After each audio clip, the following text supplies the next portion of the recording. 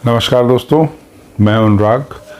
जंगल के किस्से की इस कड़ी में मैं आज आपको 2019 की घटना सुनाऊंगा। सर्दियों का मौसम जब आता है तो 15 नवंबर से गन्ने की कटाई का काम शुरू हो जाता है।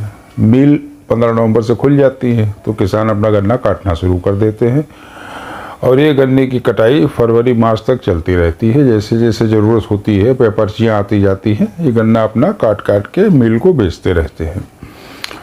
और इन्हीं बीच जो है हाथी भी अपना हिस्सा लेने के लिए जंगल से निकल के गन्नों में आ जाते हैं। तो चौकीदारों के लिए बड़ा मुश्किल वक्त होता है ये। रात रात भर वो जाग करके इस उसमें रहते हैं कि जानवर उनके खेतों में ना आने पाएँ। तो पिछले वही 2019 में हाथियों की आमद बहुत थी गन्ने में। तो एक रात मैंने रुकने का प्लान करा अपने पास ही एक चौकीदार के साथ। उसकी मड़ैया बनी हुई थी, पास में ही मैंने अपना टेंट लगाया।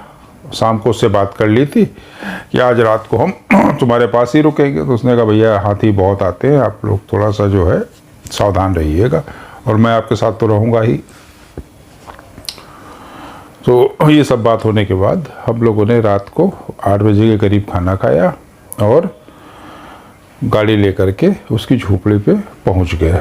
तो उसने कहा भैया गाड़ी जो है आप सीधी करके खड़ी कर लीजिए, जिससे इमरजेंसी में आपको जाना हो तो आपको गाड़ी मोड़ने की दिक्कत ना हो। मैंने कहा हाँ ये बात भी सही है। और जंगल का हमेशा ये बेसिक आप लोग भी बना के चलिए कि जंगल में कभी मचान या कहीं पर भी रुके तो गाड़ी को हमेशा मोड़ के खड़ी करें, जिससे कोई बात होने पर आपको गाड़ी मोड़ने में वक्त ना बर्बाद करना पड़े। मैंने गाड़ी उसी ओर लगा दी मोड़ करके और हम अपना कैंप लगा करके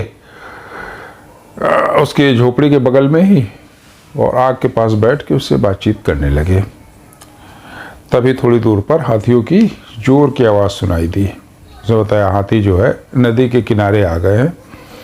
अब आधे घंटे में वो गन्ने की फसलों में, आधे घंटे 15 मिनट में वो हमारी गन्ने की फसलों की तरफ बढ़ेंगे। तो शरीर रोमांचित हो गया कि हाथी आएंगे, कितना बड़ा ग्रुप है, क्या है, कैसे है। क्योंकि चौकीदारों का तो उनका तो रोज का दिनचर्या है, लेकिन हम लोगों का इतनी पास से हाथियों को देखना या अनुभव करना और इतनी छोटी सी झोपड़ी में जिसमें सुरक्षा के नाम पर सिर्फ आग जल रही हो, एक अलग अनुभव होने वाला था।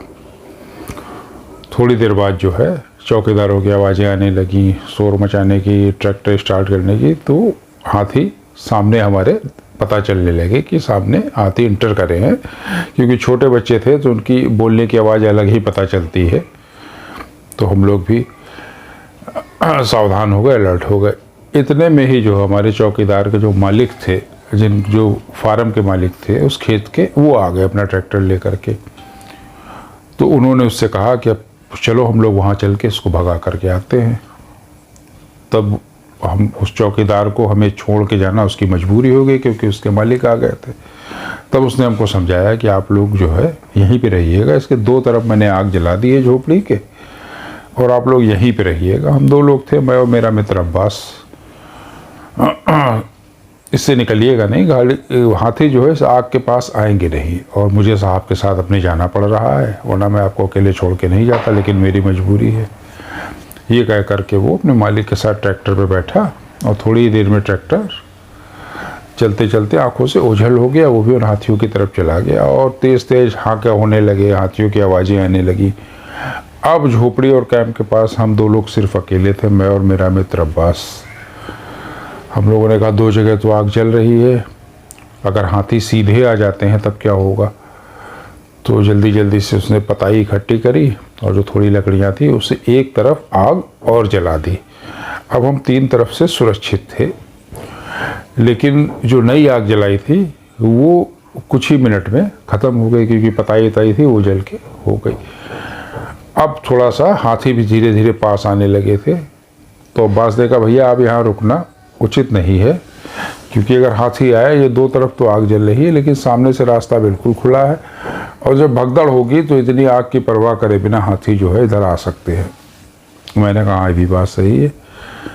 आनन फानन में हम लोग तुरंत टॉर्च की रोशनी से चेक करके कि कोई नहीं था, हाथी काफ़ी दूर पे थे जहाँ ट्रैक्टर की आवाज़ें आ रही थी, लेकिन जिस तरफ ट्रैक्टर थे हाथी उस तरफ से निकल करके अब हम लोगों की साइड में आ चुके थे गन्ने के पीछे। हम लोग तुरंत गए, मैंने अपना टेंट भी लगा रहने दिया, गाड़ी स्टार्ट करी और चल दिए। जहाँ पर चक रोड आई उसके सामने हाथियों के होने का चांस था, क्योंकि वहाँ पर एक पानी का बड़ा तालाब है। अब दुविधा ये थी कि अगर वहाँ पर हाथी हुए और पूरा ग्रुप सामने आ गया तो मुश्किल हो जाएगा, लेकिन दूसरा कोई रास्ता भी नहीं था वापस जाने का, तो इतना तो रिस्क लेना ही था। मैं गाड़ी चला रहा था, साथ में मेरा मित्र अब्बास खिड़की से निकल करके टार्च की रोशनी मारता रहा साइडों में, बताता रहा कि आप चलिए आप चलिए। और जब हम लोग मोड़ पे मुड़े तो हाथी हमसे थोड़ी दूर 4-5 हाथी खड़े हुए थे। उसने टार्च की रोशनी से कहा भैया बस बढ़ाते चलिए गाड़ी, और हम लोग बढ़ाते चले गए गाड़ी। थोड़ी देर में हम लोग 2-3 मिनट में उनसे उचित दूरी पे जा चुके थे।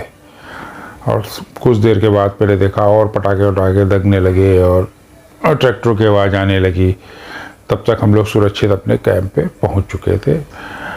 और जब हम अपने कैंप पे पहुंच गए तो थोड़ी देर बाद, करीब आधे घंटे बाद देखा सब सन्नाटा हो गया, शांत हो चुका था। मैं समझ चुका कि हाथी अपना गन्ना खा करके जंगल की ओर चले गए हैं। अगले दिन मैं सवेरे जब पहुंचा तो चौकीदार से बात हुई। मैंने बताया कि रात को हम लोग चले गए थे, तो उसने भी कहा कि भैया आप लोगों ने ठीक करा चले गए थे। ऐसी स्थिति में वहाँ पे रुकना ठीक नहीं था, क्योंकि मैं तो ट्रैक्टर पे था और आप लोग उस झोपड़ी में अकेले थे और आग भी इतनी ज़्यादा नहीं थी, थोड़े समय के बाद वो भी बुझ जाती तो आपके लिए खतरा हो सकता था।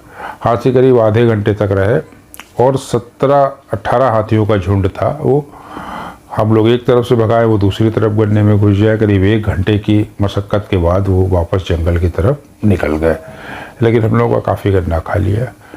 तो इस तरीके के जंगल के किनारे ये घटनाएं चलती रहती। हाथियों का अपना क्षेत्र है, सालों से वहाँ आ रहे हैं। इंसान तो बाद में गया, फसलें तो बाद में हुई, वो तो सदियों से वहाँ आ रहे हैं। तो अपना हिस्सा लेने के लिए वो आते हैं आदमी अपने। तो जंगल के किनारे ये सब घटनाएं चलती रहती है और ऐसा माहौल तुरंत के तुरंत बदलता रहता है। और हम लोग जो है कभी कभी इस सब के प्रत्यक्षदर्शी भी बन जाते हैं, लेकिन सावधानी बहुत ज़रूरी है। भाई जंगली जानवर हैं, उनसे सावधानी रखना भी ज़रूरी है। तो इसलिए ज़रूरी नहीं है कि आप इतना पास से उनको देखें।